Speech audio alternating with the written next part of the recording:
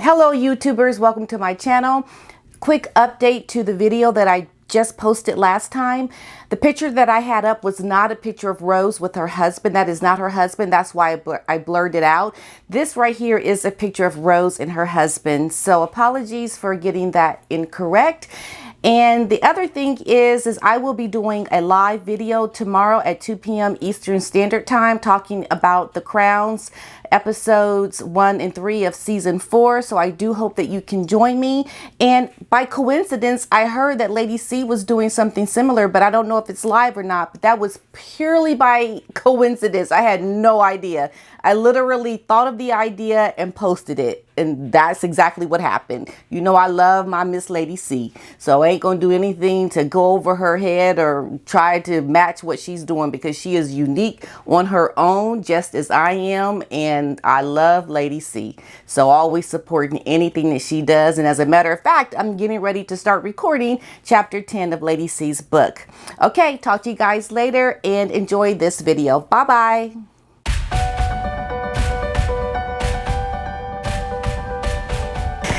Hello YouTubers, welcome to my channel. So happy to be here with you today. I have my little buddy Otis down here. He is really tired, so I just thought I'd let him sit here and hang out with me while I do this video today.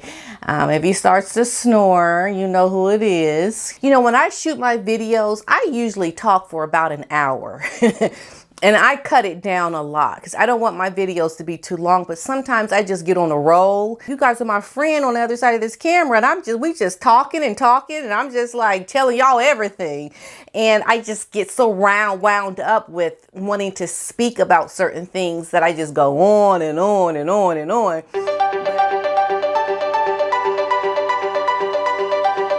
When Harry showed up, he had on his military badges. He's really trying to hold on to something that he has made the conscious decision to give up.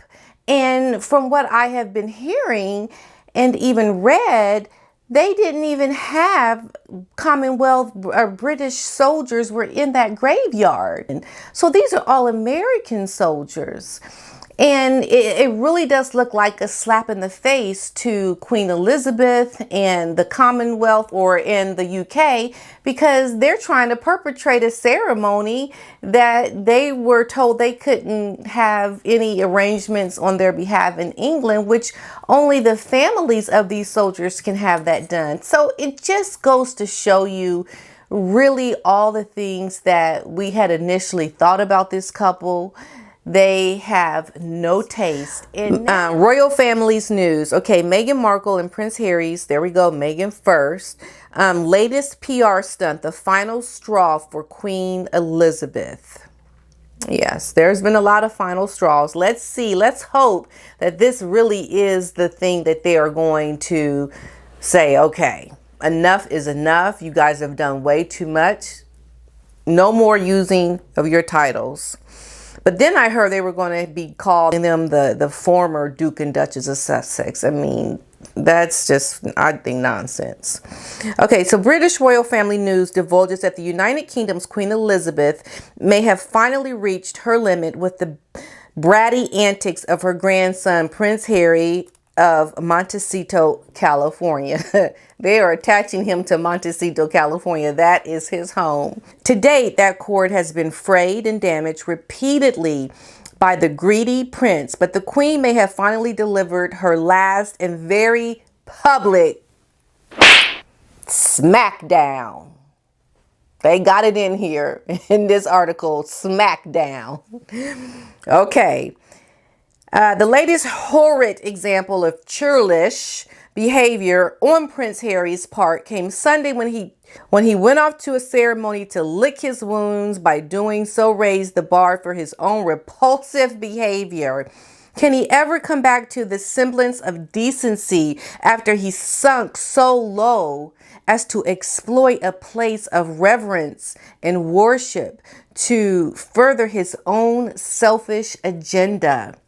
It seems as if the Queen has had enough of what he has done. He has used this place that is supposed to be revered as a place of worship and he's used it for his own agenda. And that has come, nothing, that has strictly come from his wife, Miss Meghan, MM. So why did he do this? Prince Harry asked the royal family that he threw away for money to lay a wreath on his behalf on Remembrance Sunday. Now, he was denied, which makes perfect sense since he is no longer a working royal. He is now the Fresh Prince of Montecito. He and his equally craven wife, Meghan Markle, defiled the grounds by turning it into a photo op of them amidst the graves. The couple's decision to turn the final resting place of untold people's loved ones did not sit well with most people, nor should it.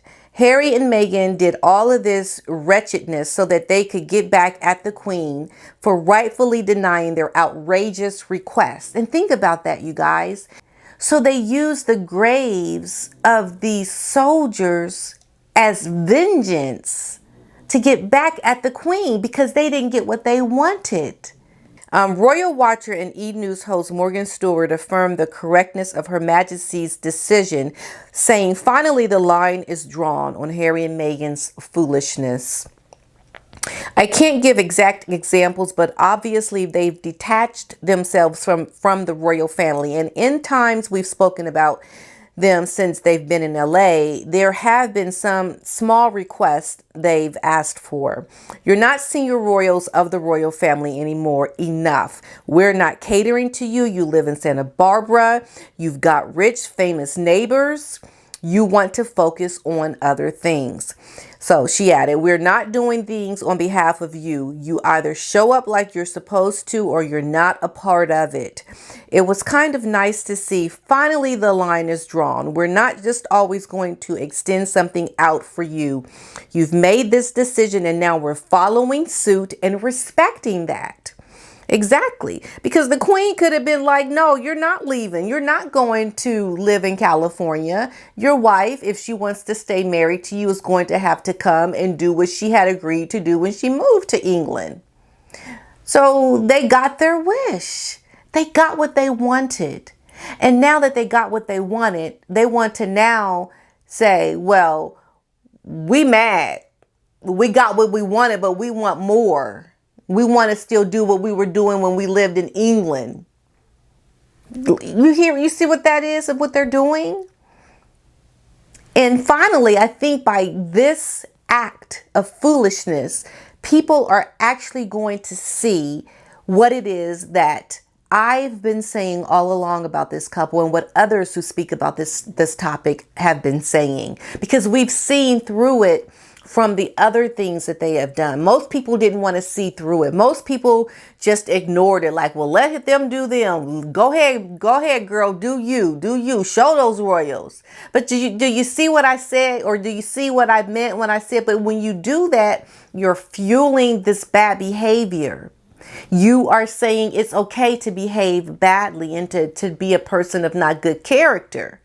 And so now, by this couple being fueled by all the past behaviors of bad things that they've done, they've been emboldened to go ahead and keep behaving badly and doing more things. And now people can see, "Oh, no, that was bad. Why did they do that?" Well, it's because people encouraged them to go do them. Because forget those royals. But now people are starting to see that they don't have really good intentions with the things that they have been doing. It's all a part of their little scheming and branding. Anything that they do is pretentious and it's fake and it's phony, and they're just making poor choices all day long. All day long, poor choices.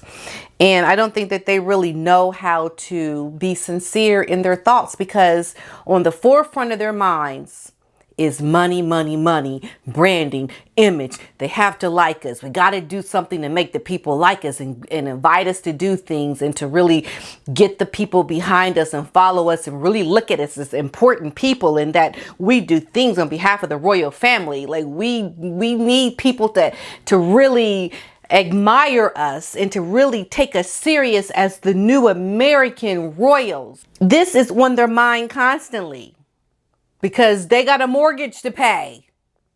They have to show people that they made the right decision to move to America. They've lost all sense of making the right decisions, and their decision making has fallen to the wayside at this point, because that don't really become the first thing that they think about. The first thing that they think about is, okay, how are we going to go out and make some money today? Who's going to get us to do some appearances so that we can start this branding thing? And we know they've already started meeting with people. We're going to see who attaches themselves to this train wreck. And I'm curious to see, because it's not going to be good for people to really be aligned with this couple, because after this stunt at the graveyard, yeah, they've got themselves in a pickle. In a pickle. So this was sent to me. Meet the mighty 25, the strongest leaders, most passionate advocates, and biggest disruptors of 2020. Okay, so we know who is going to be on this list. Okay, so we've got the number 9, HRH, Prince Harry, Duke of Sussex. Okay, a veteran of the British Royal Army, Prince Harry has spent his life dedicated to serving his country and the world. He remains a vocal advocate for mental health and has been open about his own struggles throughout his life. After visiting the United States during the Wounded Warrior Games, he left inspired. Not long after, Prince Harry founded the Invictus Games, bringing wounded warriors in from all over the world to compete in sports. More than physical activity, it has brought healing. Okay, so these are people who were in the military. Okay, so of course Meghan wouldn't be on there. And this is the thing about Harry and his military. This is something that is his identifying mark of accomplishment. This is what makes him him. And by trying to align himself with the military in the UK, in the United States, it doesn't quite, it's like you're trying to tag along to something that really is not the same. You're identifying UK service is unique to you in your life in the UK, in the United States. You're going to find veterans all over the world.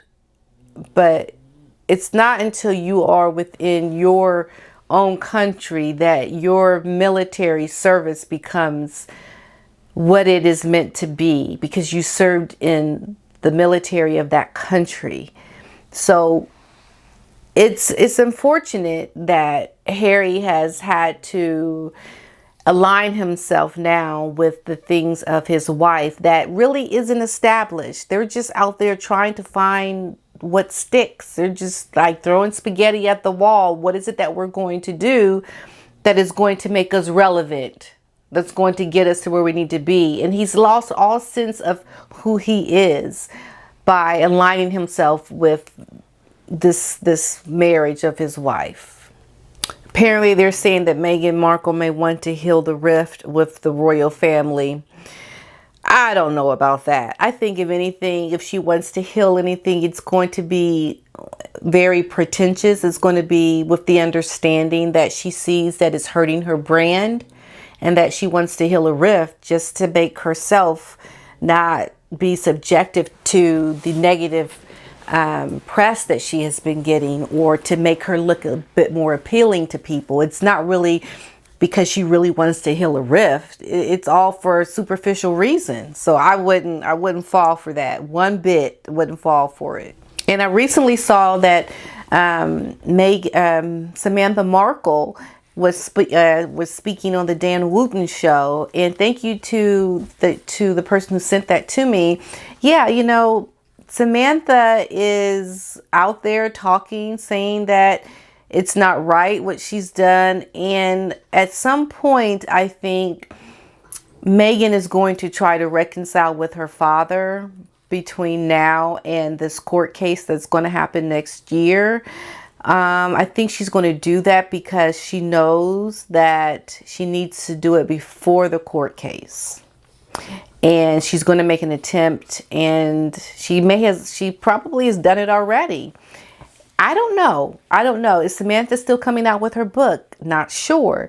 Just still trying to fill out that situation. I mean, I really don't know. I think Meghan is not, you just always know she's got underlining reasons why she does things. You have to be very careful because she's very calculating. Very calculating. I'm glad Samantha spoke out because it's been a while since we've heard from her. I would really love to hear from her father more. I know he said that he's in poor health and he may not make it to even live for the court case next year. Apparently he feels like he is in such poor health that he could be, you know, he passed away by then. But I don't know. I think it's all sad and tragic. And for what? For celebrity. For something that is so superficial and it doesn't really matter. Mwah. Peace and love. Bye-bye.